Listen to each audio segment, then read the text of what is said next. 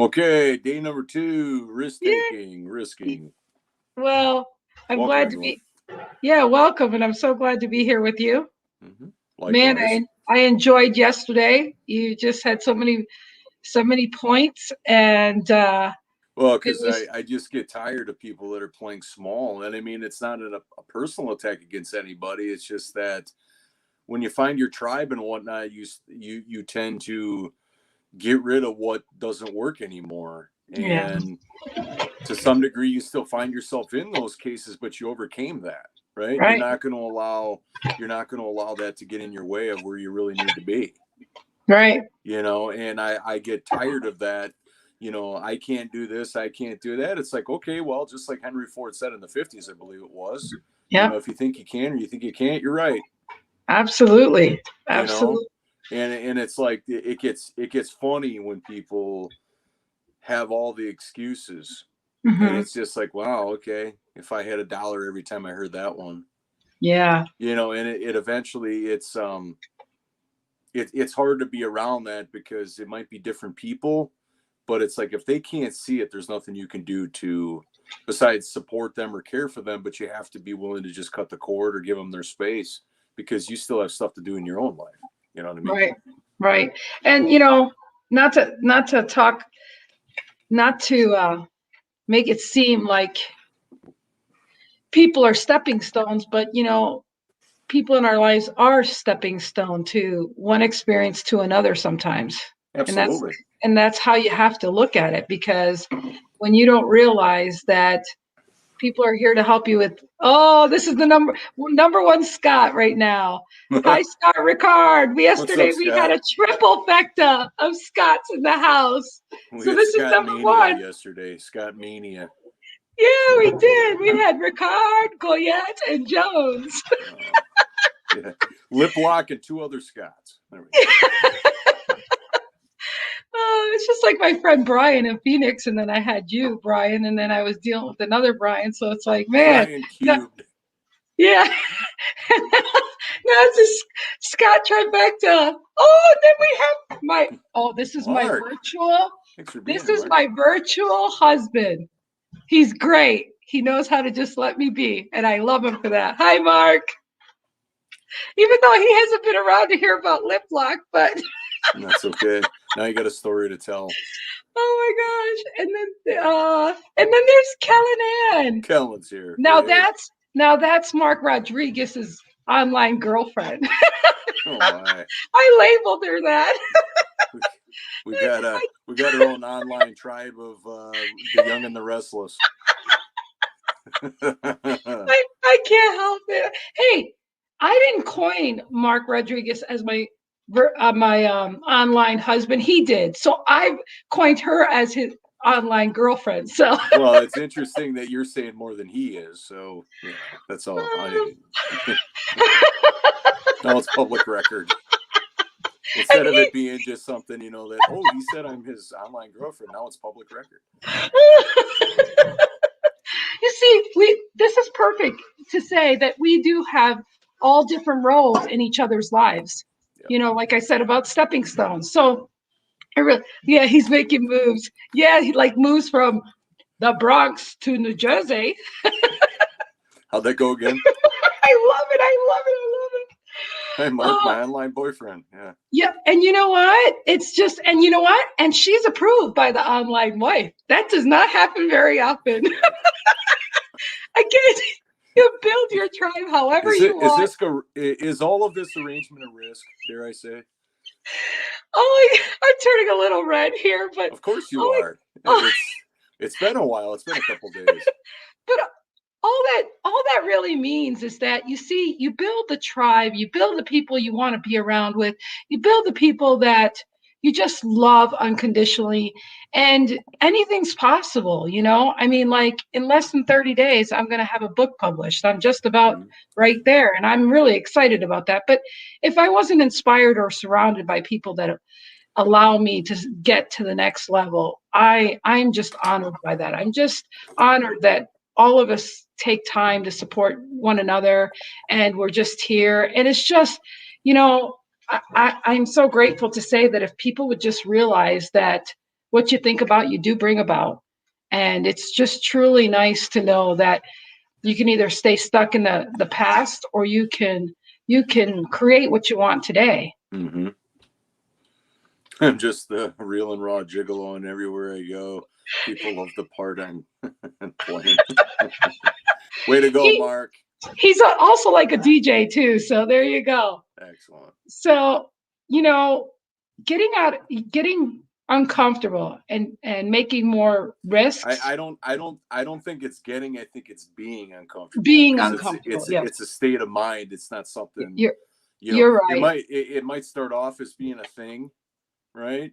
You get uncomfortable. Okay, you put yourself in those experiences or those life situations, but I think it needs to be.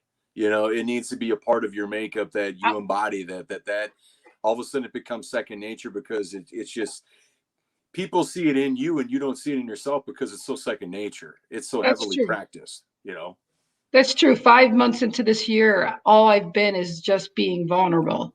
Yep. And I keep stepping into that. So I am being, not, you know, not just like you said. So I totally agree. I mean, you know, it has to start somewhere, but I think that getting uncomfortable, I mean, first is a conscious thought, right? Hmm. I need to shake it up. I need to do something other than what I'm doing now. And then whatever that is, right? But you don't stop there, because some fuel, there's a dopamine hit that you get inside to be like, ooh, you know, but you do it again and again and again. And that's where that becomes being eventually. That Right. you can't strip it apart of your DNA and your makeup. That's why when somebody's like, how'd you do that? It's like, you can't explain it, you know? Right. Hey, Tom, you can't explain it, just because it's something that is second nature, just like putting on your shoes, or, you know, tying your shoelaces, or driving a car, you know? Yeah. Yeah. You But know, but I mean, at one moment in time, we didn't even know how to do that, but we never stopped it. You know, obviously we had to pass a test and go through training and whatnot. But, you know, if we didn't do that, we would have never got our driver's license, or learned how to walk or eat or whatever growing up, you know. So right. it's something that, you know, it's a part of your being now. You don't even think about it. And through the course of life, we just keep going up that spectrum. Well, you know, it's funny. That's what happens to some people, especially our age. They stop thinking about who they were and what they innately became, Yep. and they give up. They get tired of fighting the good fight. They get Mm-hmm. tired of this and that.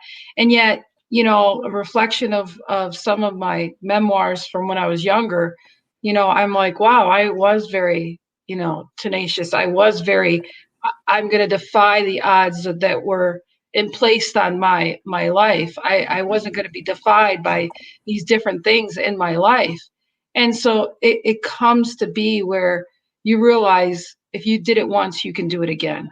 Correct. And we forget that that's part of our purpose here in life, is to carry it up to the next level, not to always get to that point and stopping there, but going from all those points in your past to the level where you can be of greater good to others Mm-hmm. with problems and having solutions and you know, helping the cause, not being the hindrance of this, you know. Right.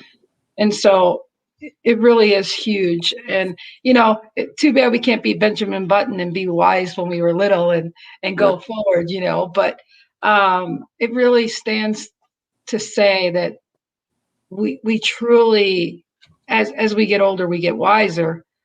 But you know, like you're 41 years old. You're like a sponge for your seniors, and I'm a I'm a pre-senior, I'll say. But you're wise to pick up on that, whereas you can catapult through some of the minefields in life by just having these different examples. And that's Right. why they say it's so sad that the youth don't realize or take value in our seniors today Yeah. and what we Well, can learn from it. Well, I think I think it's a cultural difference. I think it's how they were raised, how life hey Tracy, how life is perceived by them. Right? If you've never, you know, depending on where you lived, if you didn't have a roof over your head, or, you know, if you had, you know, had to scrape by every paycheck or whatever, life's going to look a lot different than if you never had to wash your clothes or ever get a job in high school. Right? Right. It's Right. all going to look different. But I also think, though, that sets up somebody for what life looks like when they're on their own, right? Those that have always been dependent on other people are it's like culture shock, because now they have to do it by themselves versus somebody at a young age that had to learn those lessons, and now they're an entirely different person that they don't expect anything from anybody. Right. So the lessons that they learned growing up, as hard as they were, I think lead the way now, because it's a way of life. And if they can be on top of that going through life, I mean, nothing's going to stop them, you know? Right. And yet what's hopefully comes out more is that people do take a time to show more compassionate and understanding and help someone, bring them up. Whereas if we have that, it takes only one person to make a difference in someone's life and change the trajectory just by being that kind. It's great to be empowered. I also think there has to be that personal accountability that they're going to do it and not pass off the buck. Absolutely. Instead of looking for an example, just be the example. Right. Exactly. Yeah. It's like, oh, well, none of my people are doing it. Well, maybe you're on the freaking wrong people.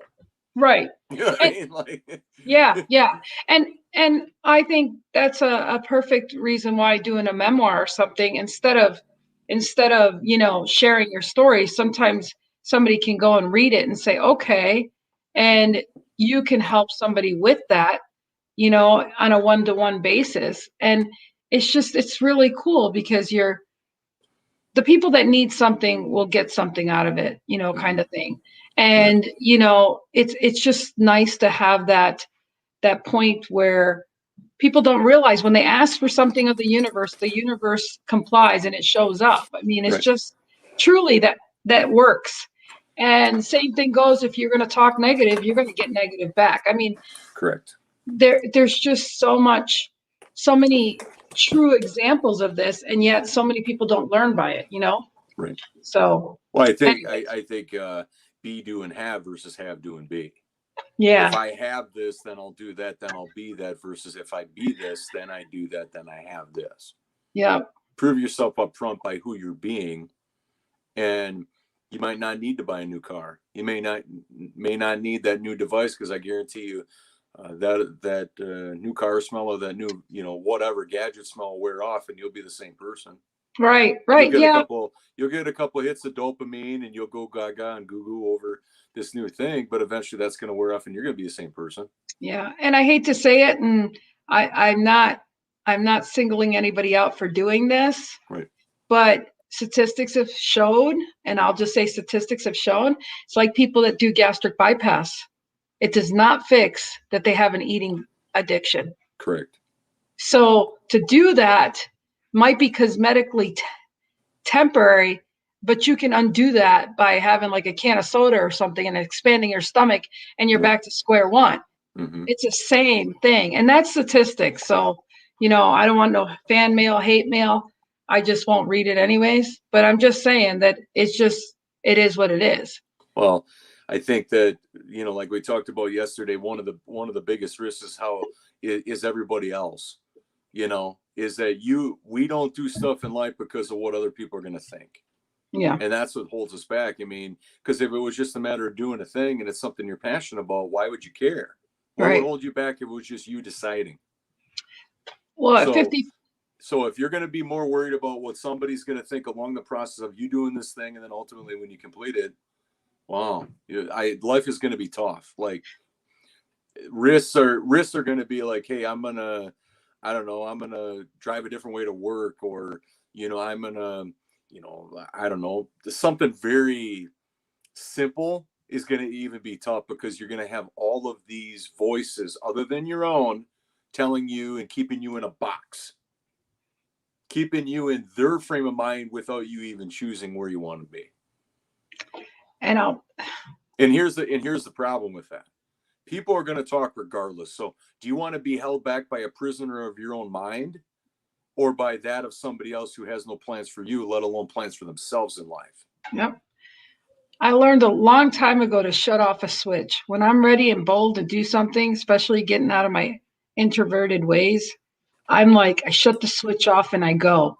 Mm-hmm. I don't look to see who's looking. I don't look for what what the ramifications are. If I was compelled to say it or do it, it was because that's how I felt, and that's what I'm, going to stand up for. Because many times I didn't stand up for myself. So now I stand up, and I'm kind of an advocate for others that don't, because I realize and I know what it is not to have a voice. Right. Or to use your power voice. Let's be honest. The only criticism or the only way that people speak up about things is when you rock the boat and you go against the status quo. And the status quo means nothing. Means, there is no purple cows. There is no person emerging that wants to go further. Like if you're in athletics, that means you do the exercises and you go to the weight room just like everybody else, versus spending the extra hours, one extra email, one extra hour rehearsing if you're in acting and performing arts, right? One extra broadcast, one extra email. I mean, going that extra adds up after a while. Oh, yeah. But if you want to be like everybody else, just do what everybody else is doing. Yep, and get the same results they are. Correct. Or less, because you're because you're watching Netflix. At your current level, the reason why you're either going to stay where you are or revert back is because that's what happens. Right. The only way that you get better or become more proficient or change your world or transform your life is by leaping. Absolutely. You don't know where you're going to land, who's going to catch you, if anybody's going to catch you at all. But wherever that light is taking you and wherever you're guided to, it's driving. You're driven by that because of the unknown instead of being held back by the unknown, right? It just blows my doors off that it's like, well, are you willing to pay the price? Are you willing to give up where you currently are right now with your finances, with your life, and all of that? There's Mr. Coachman from San Jose. Hi, Charles. Is that you can't have you can't hold on to life as it is right now and also want what you're not willing to invest in or pay the price for. It don't work that way. No. You got to choose. All or nothing. Exactly. That's why you got to live and breathe it, like we talked about and Dennis reinforced yesterday. You got to live it, breathe it, chew it, eat it, be hungry for it. As Les Brown says, I'm hungry. I'm hungry. Yeah. But it's truly one of those things where I used a scenario with Tracy today. I'm like, it's like if you got dirty dishes and you don't want to do them right now. But guess what? The longer you wait, the harder it is to clean those dirty dishes. Correct. So you got a choice. You either peel, you take care of it now where it's easier, or you deal with the friction of putting a lot of muscle into doing the dish. Well, and what a lot of people don't realize neurologically, every time you choose not to do something, the reason why it gets difficult is because you have to overcome a story and meaning you attach to why not doing it. Which there he is. Liplock says, hey, Liplock, people are not afraid of new things. They're afraid of letting go of old things. Hello, friends. My daughter just smiled when you said Liplock. She's looking at me like... I disagree with you a little bit. They're not afraid of new things. I disagree with that. Well, put it this way. If you got good and bad in your mind, your mind is still stuck with the past and it fogs it up. So I kind of understand what he's saying here. Yeah. They're not afraid of the new thing, but they're still holding on to the old thing. That makes sense. So I believe that's what Scott's saying, because that's how I took it. Yeah, so, I mean, it's all subjective, but it's like on one hand, I can't see that. On another hand, it's like, do they really want, like, let's say somebody's going to do something new. Are they fearful of success or fearful of failure? Right. And so that's what comes to mind when it's like, ooh, if I got new success, okay, are you fearful of it or do you embrace it? Well, just remember this. If they have a situation where they've been telling themselves the same story over and over for a while, and then all of a sudden they're taking a new concept, they need to justify the old one and make amends with it and let go of that in order to take the new concept. Sure. And so I really believe that I can agree with him with it's not being afraid, but it's so then you go through, do this new thing, right? And somebody comes along, the old person that knows you, and say, well, what about you? You've been saying all along, you've been saying this and this and that. And they're like, so, they go through that that gamut of, oh, I'm going to get shit because I'm doing this, but I'm going to take the risk and be happy, you know, get a little fluff from it, or whatever their mentality is, because now they have a different mindset.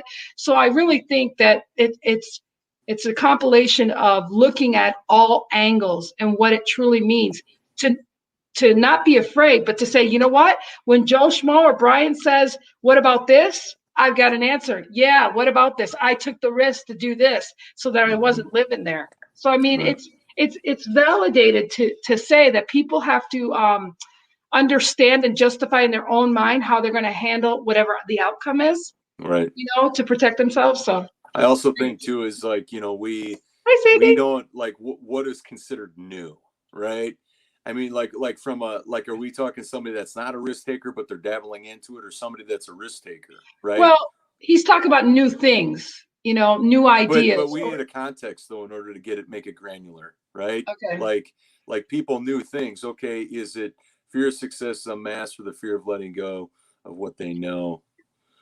Even if it's bad, I do understand your point, though. Yeah, fear of success is a mask for fear. Yeah, I would agree with the, you know, the fear of success is a mask for fear of letting go of what they know. I agree that because I could have been successful 10 times over, and I was successful a few times in my life, and I know what that But brings. we got to define. But we got to define what success is to every person in order to know Yeah, what that is. yeah.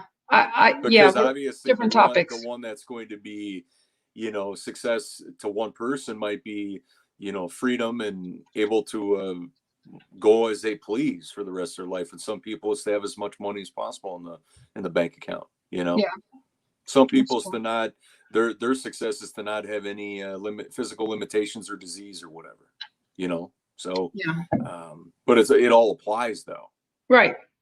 You Yeah, know, and we're just talking in general here, but absolutely. you know, it definitely is whole, you know, people hold on to their belief systems, their limiting belief systems, to the fact that it was a valid reason and a valid excuse. And you could take every story you take and you could see how you use that as a shield to protect mechanism, Mm-hmm. and not allowing yourself the ability to change the projection of your perception to the fact that you are denying yourself and being true to yourself. Mm-hmm.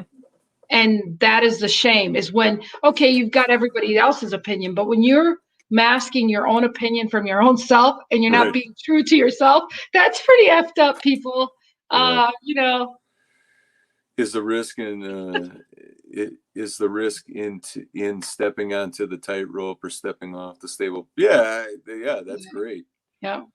So I think though that, you know, the risk threshold and, you know, I mean, obviously the stable platform, you know, is going to be somebody's crutch for a long time, you yeah, know, and either they continue to, you know, venture off and get like going in the deep end of the pool, for example, right? yeah. Some will just freaking dive right in and maybe not be able to swim, Which I, metaphorically, of course, you yeah, know, and which I, others like they're in the kiddie pool and then they, oh, okay, you know, I'm 6 feet now and then 8 feet and then, oh wow, I'm gonna go to the diving board and jump in, you know. yeah. But it's a matter of not staying there. Right.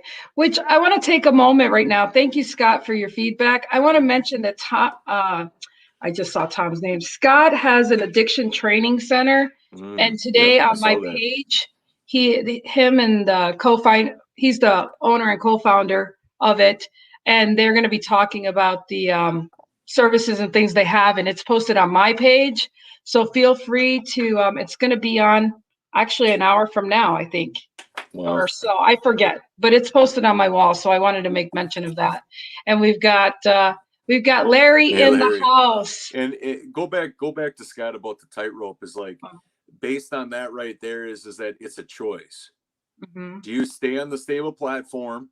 You know, you're not going to go anywhere because you know what it's like. So you're comfortable with where you are. But if you make a jump, oh my God, what's below? Or is there going Yeah, to be anybody to catch me? Versus on the tightrope where it's like, huh, okay, I'm ready for something a little bit slimmer. The margin of error goes down, and I need to be on my game. Or I crave this excitement. I crave this adventure. You know, it's a choice. you know, and where are you going with it? Yeah. You know, are your thoughts overcoming your actions, or are your actions, are you setting aside your thoughts for your actions, you know, So, or is it yeah. all thoughts and no action, you know? So, Larry, thank you for bringing this to our attention, but it's Sandy's birthday. Sandy. I think Yeah, we should happy sing birthday. happy birthday to her. Happy birthday to you. Happy birthday to you. Happy birthday, dear Sandy. Happy birthday to We got you. to get her on our show. We got to have her as a Yes. guest on Matter of Friday. fact, how about this Friday, Sandy? No, actually, I have her scheduled. She's coming up sometime soon here, actually. Nice. So, Okay. yeah. So I want to go to Tom's recommendation here real quick. The Ant and the Elephant. I've never read it. I don't know what it's about. And Yeah. Sandy had mentioned another book, Strategies of the Dolphin, and it's amazing. So Okay. you're welcome, beautiful Sandy. I Look at get those to see her. sunglasses in her I picture. get to Look at see those her next sunglasses. month. I can't wait. Oh, I can't wait. All the people I plan to see on my trip. I'm super excited. I mean, let's break it down like, okay, let's break it down to a very simple level. It's either you are in your own way or other people are in your own way. Ooh, I like that. That's it. Oh, I mean, you know, either the excuses are coming from you and your limitations, or they're coming from people influencing you to the point where you believe it yourself. That's right, it. right. And at the end of the results, we live with ourselves, and we are the ones that should matter internally, because then there's always the regrets later Yep. because you didn't listen to your own intuition. Intuition in all of this is huge. Mm-hmm.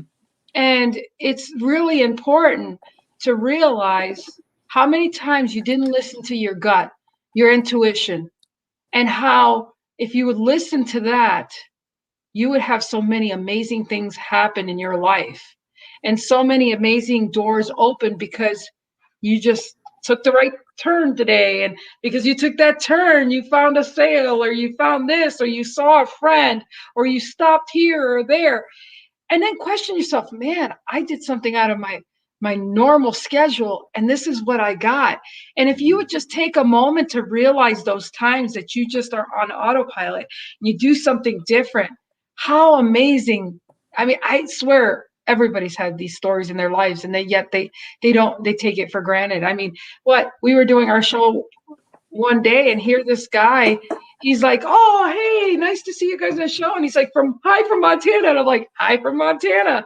And he's in my town. I talked to him for 2.5 hours. I gave him coaching session this morning, 2.5 hours, like at 4 o'clock this morning. And it was just great. It was just great. And he goes, Lynn, it was a fluke that I found you guys' show. And I just been watching it. And it's just great. And, and like I said, it's just going with the flow of who you are and not trying to be that salmon that's going up the river to die. Right.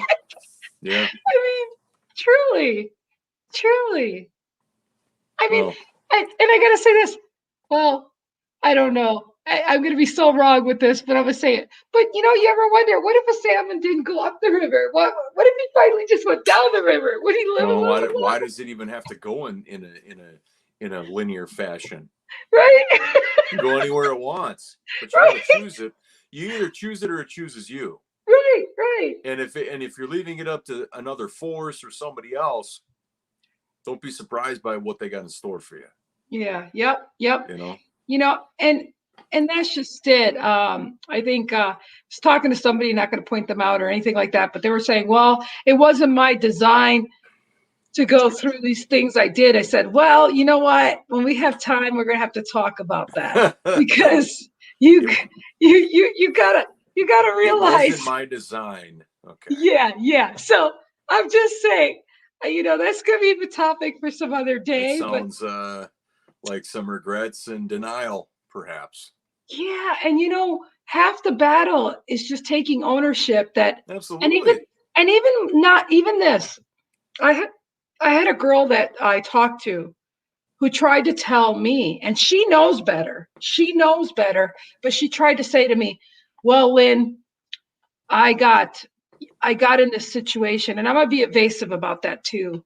But she goes, "Lynn, I got myself in this situation, and I know that I did not ask." Well, I have to say this part. She says, "Lynn, I know that I didn't ask to be raped at 52. I'm like, well, let's look at this. So what are you doing right now? And she's like, well, she goes, I was sexually abused when I was younger, and I'm helping a girl write a book about that. I said, oh, let's stop right here. I said, now that this happened to you recently by somebody younger, I said, you went through the proper channels for the whole prosecution and everything, right? She goes, yes, I did. I said, do you not realize the fact that you were wanting to help this girl write about sexual abuse? You wanted to help her so much. You freshly are in the situation that you're going through the process to help that book along, because she had been thinking about her past abuse. Right. And she goes, wow, Lynn, never seen it that way. And that's what I'm saying. If you think about something, she thought about that. It brought a situation again to her. And yet now she's going through it freshly and telling the tale down the road. So all I'm saying is you have to be really careful of what you stir from the past that will come back and show its head or whatever. I mean, I and talking to this person today, it's just truly people don't realize what they say or what they have to say or judge about somebody else comes back in your own life. Oh, absolutely. Well, So. I just had a thought, we talked yesterday about calculated risks, and I don't believe that they exist. I think you're either in or you're not, but also though, it's like to deepen that a little bit is like, you ever notice that like when somebody takes a risk, however big or small, and if they succeed or achieve it, they'll brag it up, but then if they don't, then they don't want to, be accountable to it. Right. Well, risk, you're accountable, and you acknowledge your accountability regardless of what happens. Absolutely. It's because your the biggest lessons that you learn are going to be from the ones that don't work out, but it's a lesson. It's not failure. Well, you can choose to look at it as failure, but it probably is not going to help you. Let's talk about the successful people, or the people that impacted our life, like Edison and Einstein and all these people. If they didn't let us know all the failures they had, right, if they weren't vulnerable to tell us that, we would automatically think, well, they were gifted. They were born that way.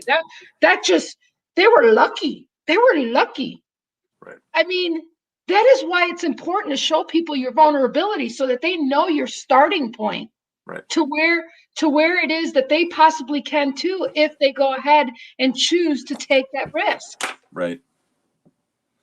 And I'm not a big fan of when I hear like self-made millionaires or billionaires based on one thing, is that who bought their products, who made them that way, their staff, their customers. They didn't do it alone. No, you're right. And I just, whenever I hear that, I'm like, no, because they wouldn't have, they had the idea, yes, but we don't, but nobody makes a company on their own. Right. No, they might have had the idea, they might have had the capital, but they didn't do all the work themselves. Right. They had other people doing, whether it's clerical work or admin or taxes or whatever. They didn't do all that themselves.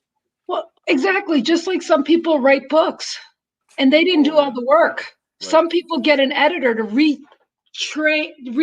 the whole manuscript. All they did was write their story and somebody ghostwrites it. Yep.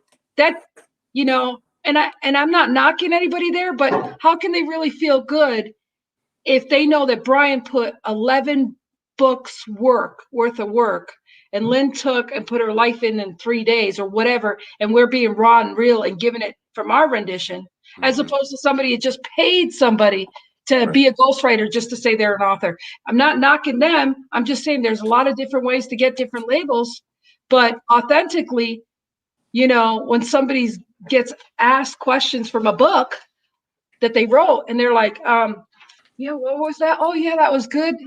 Like I said, it's just like somebody that goes to college and has somebody do all their paperwork. Well, how are they going to do your medical exam? And you'll get like a 62, a 72, and you barely pass. Mm-hmm. We don't know as a patient what you got on your degree or how you learned or what you learned or what crash course you took. We just have to, but that person has to live with that. Well, and it's just like in the music business now. I'm far from an expert in the music business, but there's people that's all they do is, and they're usually behind the scenes because they're not known, because the credit goes to the artist. Yeah. It doesn't go to, it doesn't go to the actual person that created the lyrics and they wrote the song for the person. Who knows how much interaction went into it in terms of the artist putting, singing that song or crafting that work. And usually behind the scenes, it's like, oh yeah, all these couple people wrote all these songs for all these major stars, and you wouldn't know that unless it comes to the surface. Because the credit is going to go to the artist, but they may or may not have been involved in the lyrical songwriting process. Well, how about somebody that's a waitress? She gets credit, or no? How about the chef who opens up a restaurant and the person they see is the waitress, not the chef? They think this is great. Right. Chefs half the time don't get acknowledged for the masterpiece they made. The restaurant, the name of who opened it, gets the recognition, but not the master chef in the back. Right. It's, like I said, or vice versa. Yeah, there's all these pieces that or go, vice versa, where the food is just okay, but the staff is stellar. Right. Absolutely. Where it's like, wow, we've been, the food is just okay, but and ultimately what it turns into being is we'll either go back or not. Right. And it's like, if you go back, well, then the reason why you go back overpowered what was missing. Right. Well, the food might have just been okay, but man, these people are awesome. Well, there's a lot of make it or break it to everything. Yep.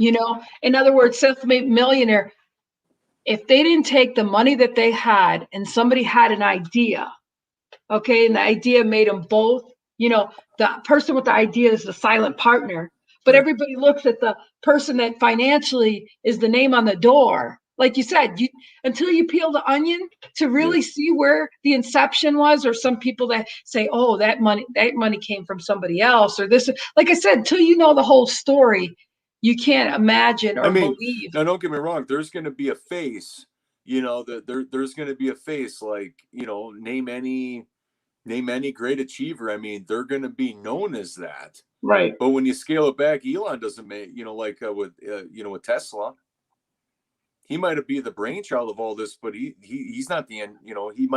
He has a vision, but he isn't manufacturing those cars. Right. He's the brainchild of which he takes that and shares it with other people, to make that work. But he'll always be the one that stuck his neck out there to be like, hey, here's my vision for space and for a car.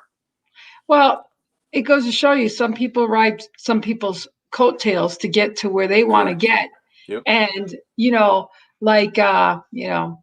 I'm debating here, but I'm also raw and real. So I'm going to say, after I write my book, I've been asked to collaborate with another book, but all these people are people that are pretty well known and are 8 and 9 figures.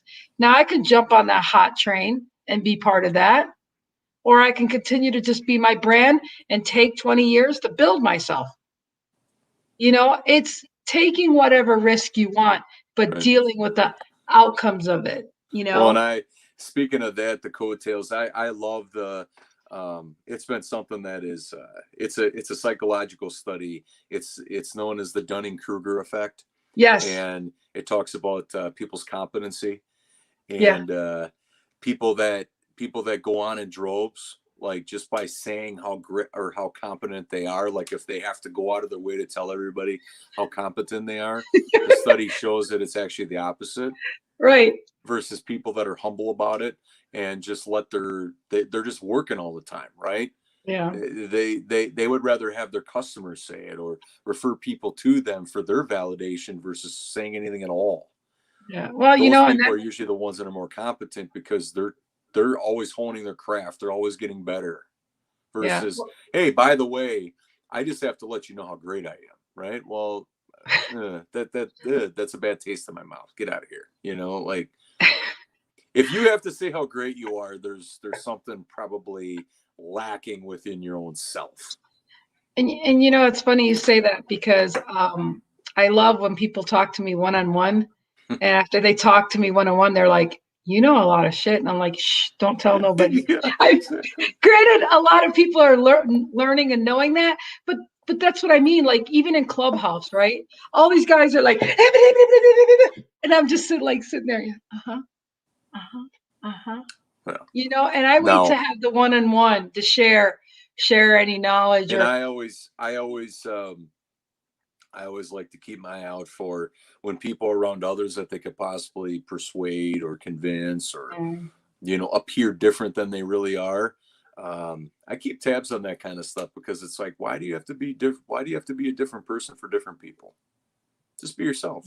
yeah, And, yeah, and it's like, why they have to do that is everything I need to know about who they are as a person. yeah. Because it's like, why, you put your pants on the same way I do every day. Right. What Right. makes you feel that in this audience you have to be one way, but in this other audience you're an entirely different person? It's like, that's called inauthenticity. Yeah. I like to be the silent successor Oh yeah. one that people, and I really look at the fact that that sixth grade teacher tried to tell me I wouldn't amount to anything to the fact that I'm blessed to say that I defied everything he's ever said to me. And it's always the I will show you kind of attitude.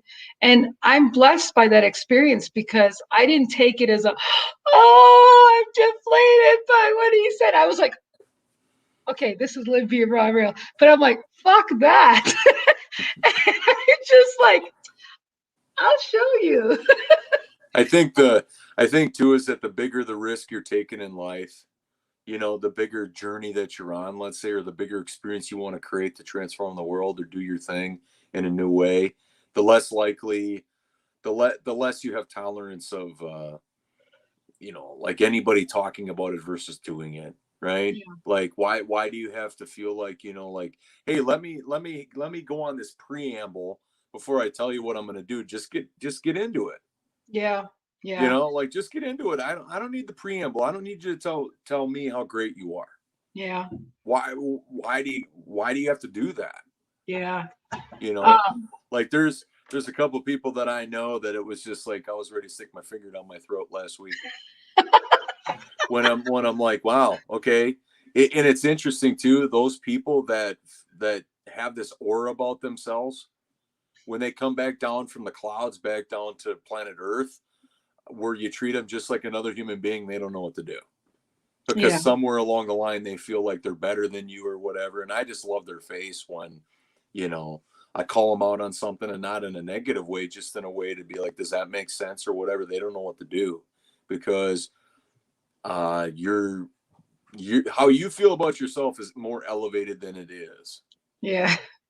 Well, and they don't know what to do because it's like to run into somebody like that where it's like, hey, come down. I'll wait for you to come back down to planet Earth, given the superficial world you think you live in. I'll wait for you to come back down and then we'll have a conversation. yeah. But if you don't want to, well then okay. But I'm not going to I'm not going to pad your ego. Mm-hmm. I don't do that.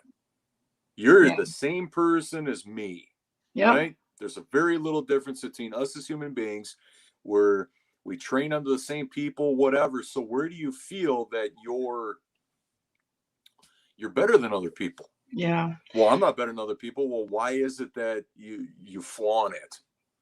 Yeah. And it's all materialism. It's not this.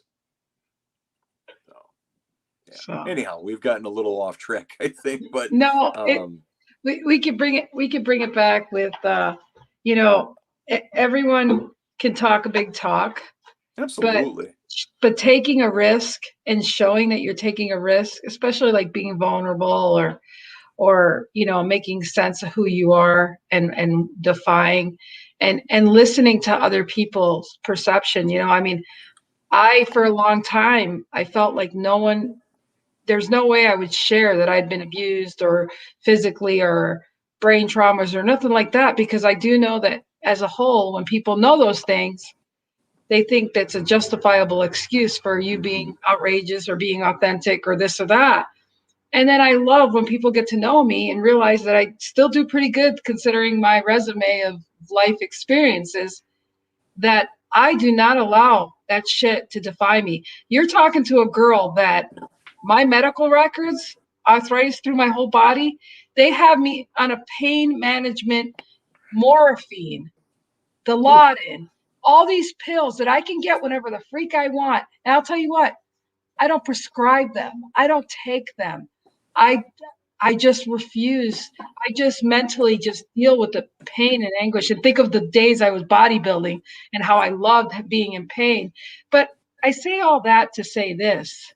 It's a matter of how you take whatever you've been through in your life and re-engineer it, retrain your brain Yeah. to see things in a different way that benefits you, and to take it from there to know that if you can do this at this level, you can move on, you know?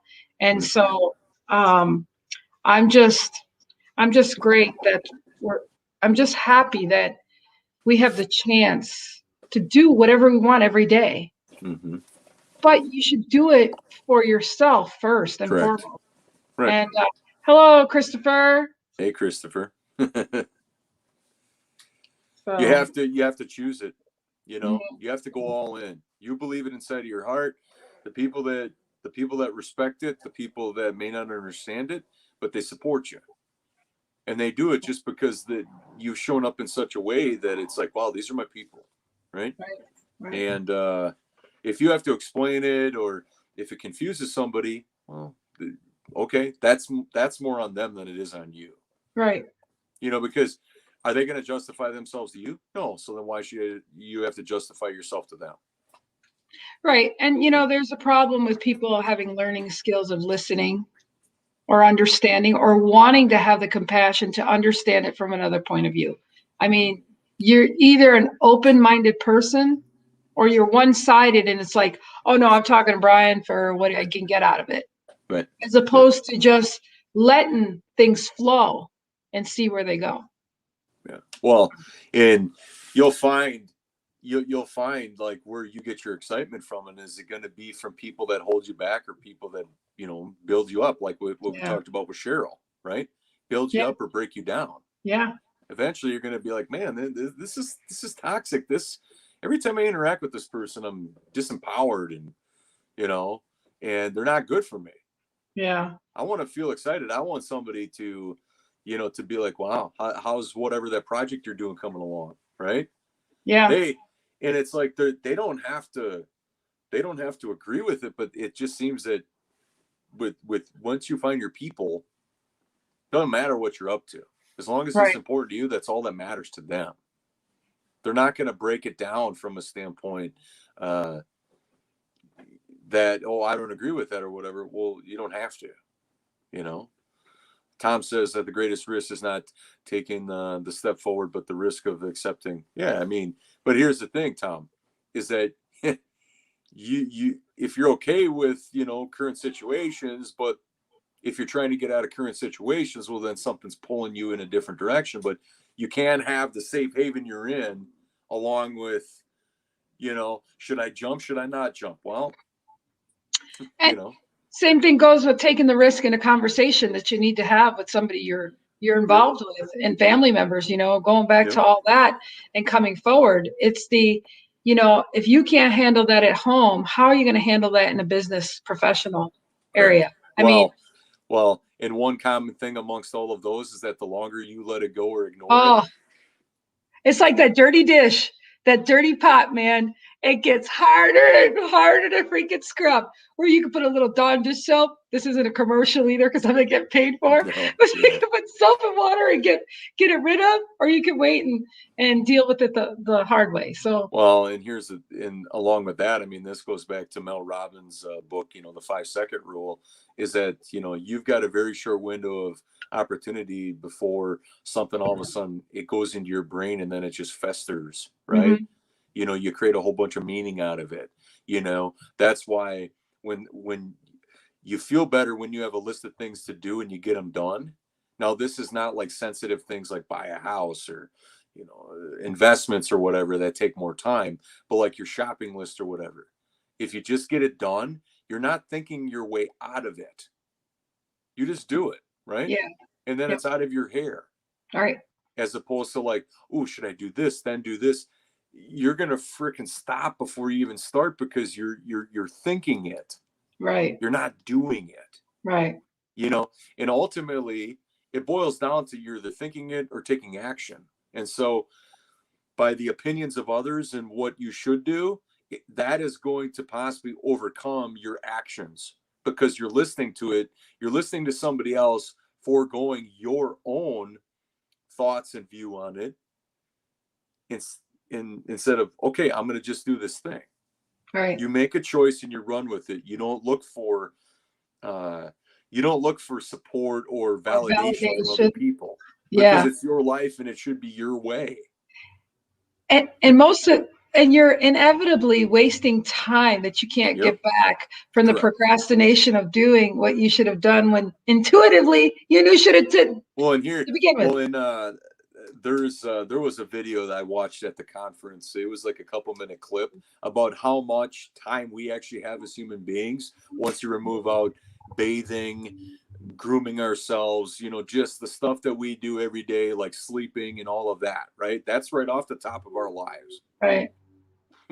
It's mind-boggling how little time we actually have on this planet to do what we do.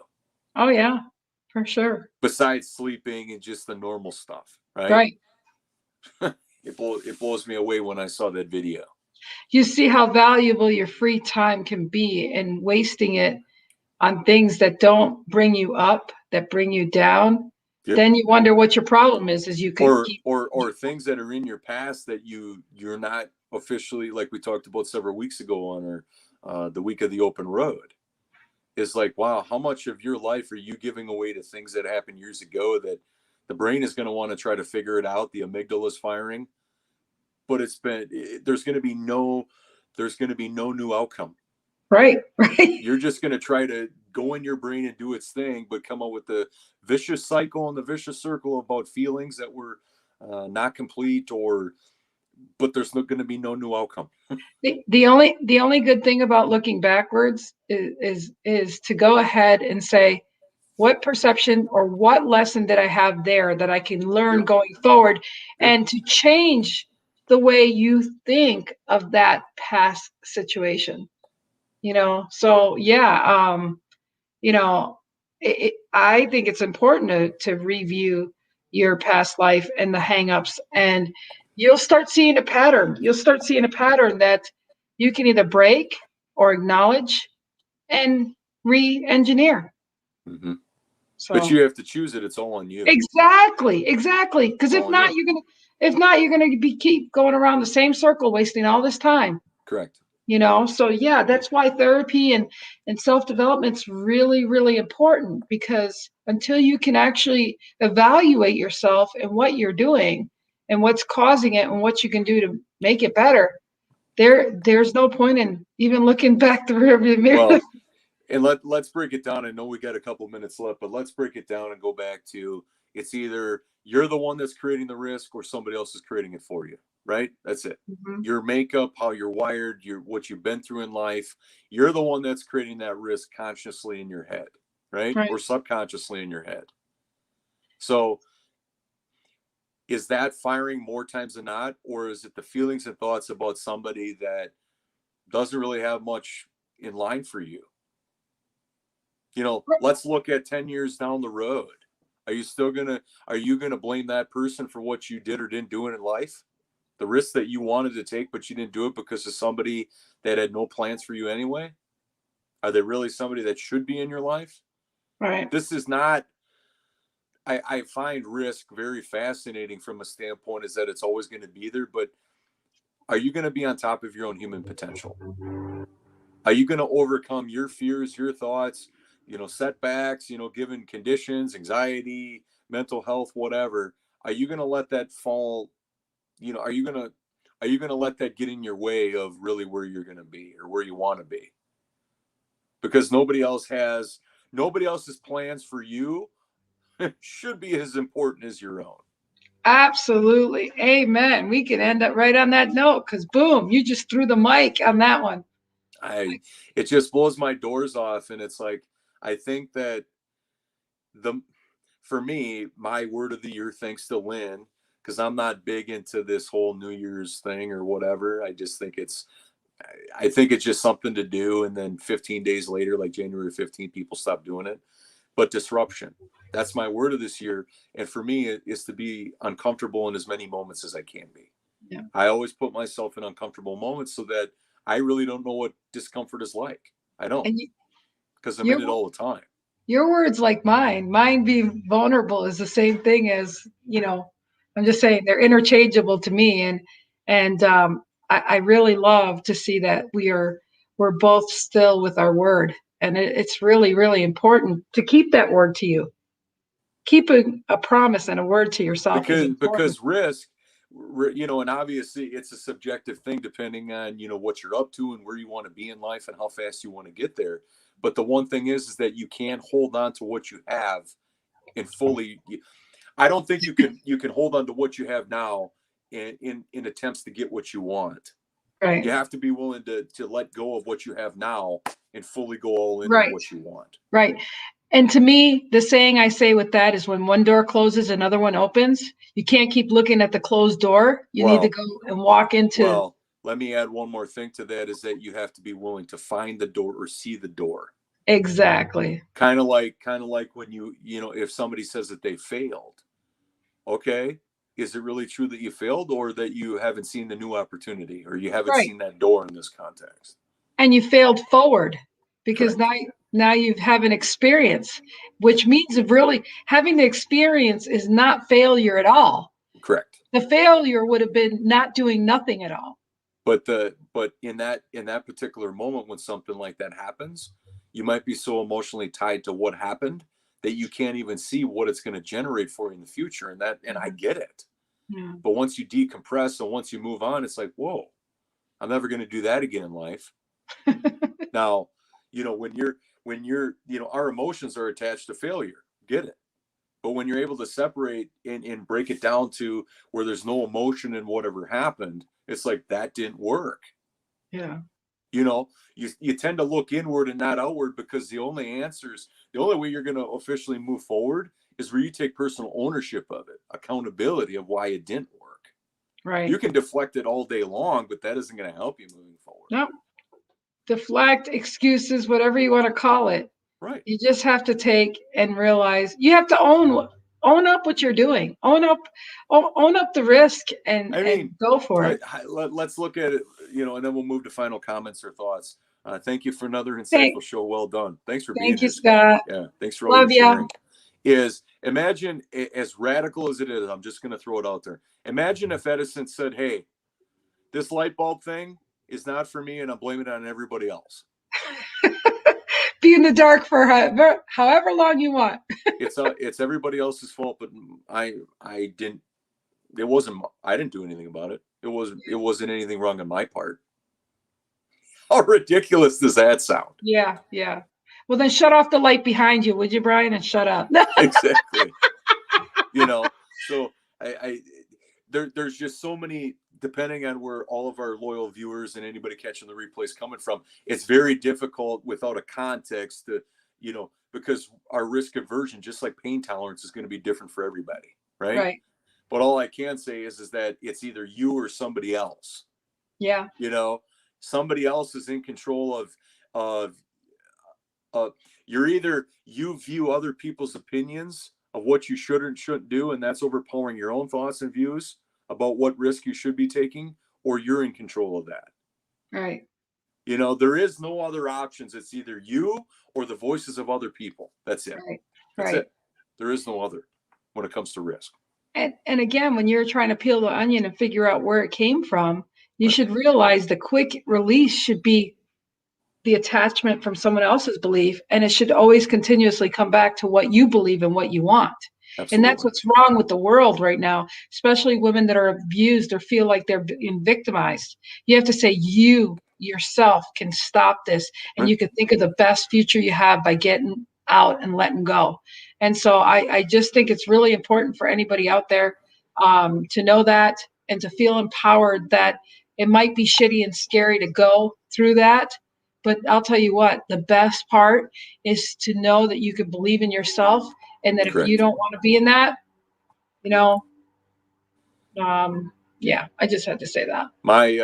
The final thought for everybody today is that if you and we thank you all for being here on day number 2, is Yes. take some time and define what it is, what risk taking is for you. What is a risk for you? Not the definition of, some site on Google, right? What is risk for you? It Right. might be, I don't know, buying a $5 lotto scratcher.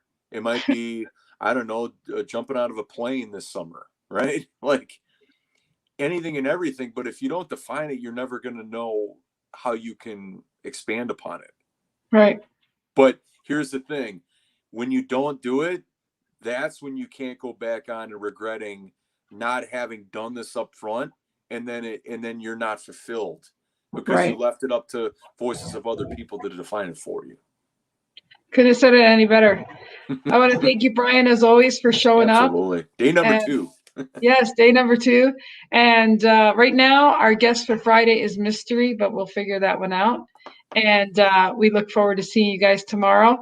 And thank you, the other Scott. We had 2 out of 3 ain't bad today. Yeah. Scott Trio. I still love that. All right, you guys, have a good one. See you Thank you. tomorrow. Bye.